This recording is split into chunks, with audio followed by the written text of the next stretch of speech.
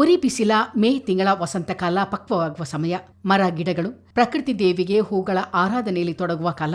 ಇದೇ ಸಮಯದಲ್ಲಿ ಮೇ ಫ್ಲವರ್ ಎಂಬ ಮರ ತನ್ನ ಹೊಳಪಿನ ಕೆಂಬಣ್ಣದ ಹೂಗಳಿಂದ ನೋಡುಗರನ್ನು ಮಂತ್ರಮುಗ್ಧಗೊಳಿಸುತ್ತಿದೆ. ಈ ಕೆಂಪು ಹೂಗಳು ಕುಶಾಲನಗರ ಕೂಡಿಗೆ ವ್ಯಾಪ್ತಿಯ ರಸ್ತೆ ಬದಿ, ಕಟ್ಟಡಗಳ ಆವರಣ, ಮೈದಾನಗಳ ಬದಿಯಲ್ಲಿ ಅರಳಿ ನಿಸರ್ಗಕ್ಕೆ ಕಳೆ ಕಟ್ಟುತ್ತಿವೆ. ಮೇ ಫ್ಲವರ್ ಅಥವಾ ಗುಲ್ಮೋಹರ್ ಮರದ ವೈಜ್ಞಾನಿಕ ಹೆಸರು ಡೆಲೋನಿಕ್ಸ್ ರೆಜಿಯಾ. ಗುಲ್ ಎಂದರೆ ಹೂ ಮತ್ತು ಮೋರ್ ಅಂದರೆ ನವಿಲು ಎಂದರ್ಥ. ಎಲೆಗಳಿಲ್ಲದ ಸಂಪೂರ್ಣ ಹೂ ಬಿಟ್ಟ ಮರಗಳನ್ನು ಕಣ್ತುಂಬಿಕೊಳ್ಳುವುದೇ ವಿಶೇಷ ಅನುಭವ. ಜ್ವಾಲೆಯಂತ ಕೆಂಪು ಹೂಗಳ ಆಕರ್ಷಕ ಸಮೂಹ ಪರಿಸರಕ್ಕೆ ಅಗಾಧ ಶೋಭೆ ತರುತ್ತಿದೆ. ಕಾಡಿನ ಜ್ವಾಲೆ ಎಂದು ಕರೆಯಲ್ಪಡುವ ಗುಲ್ಮೋಹರ್ ಕನ್ನಡದಲ್ಲಿ ದೊಡ್ಡ ರತ್ನಗಂಧಿ ಮರ ಎಂದೇ ಖ್ಯಾತಿ. ವಾಸ್ತವವಾಗಿ ಇದು ಭಾರತ ಮೂಲದ ಮರವಲ್ಲ. ಮಡಗಾಸ್ಕರ್ನ ಸ್ಥಳೀಯ ಸಸ್ಯವಾಗಿರುವ ಗುಲ್ಮೋಹರ್ ಉಷ್ಣವಲಯದಲ್ಲಿ ವ್ಯಾಪಕವಾಗಿ ಹರಡಿದೆ.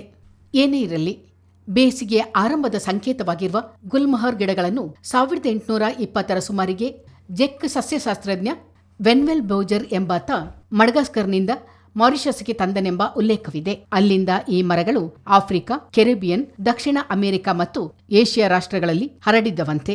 ಗುಲ್ಮೋಹರ್ನಂಥ ಅಲಂಕಾರಿಕ ಗಿಡಗಳ ಹೆಚ್ಚುಗಾರಿಕೆ ಎಂದರೆ ಅವುಗಳಿರುವ ಪ್ರದೇಶದ ಸೌಂದರ್ಯ ಇಮ್ಮಡಿಸುತ್ತದೆ. ಉರಿಯುತ್ತಿರುವಂತಹ ಕೆಂಪು ಬಣ್ಣದ ಈ ಹೂ ಮರವು ಶತಮಾನಗಳಿಂದಲೂ ಕವಿಗಳು, ಬರಹಗಾರರು ಮತ್ತು ಚಿತ್ರಕಲಾವಿದರಿಗೆ ಸ್ಫೂರ್ತಿಯ ನೆಲೆಯಾಗಿದೆ. ಅರಳಿದಾಗ ವಿಶ್ವದ ಅತ್ಯಂತ ವರ್ಣರಂಜಿತ ಮರವಾಗಿ ಅದ್ದೂರಿಯಾಗಿ ಕಾಣುವ ಗುಲ್ಮೋಹರ್ ಸೊರಗಿದ ಪರಿಸರಕ್ಕೆ ಚೈತನ್ಯ ನೀಡುವ ಮತ್ತು ಮುದುಡಿದ ಮನಸ್ಸುಗಳಿಗೆ ಭರವಸೆ ತುಂಬುವ ಆಕರ್ಷಕ ಮರವೂ ಹೌದು.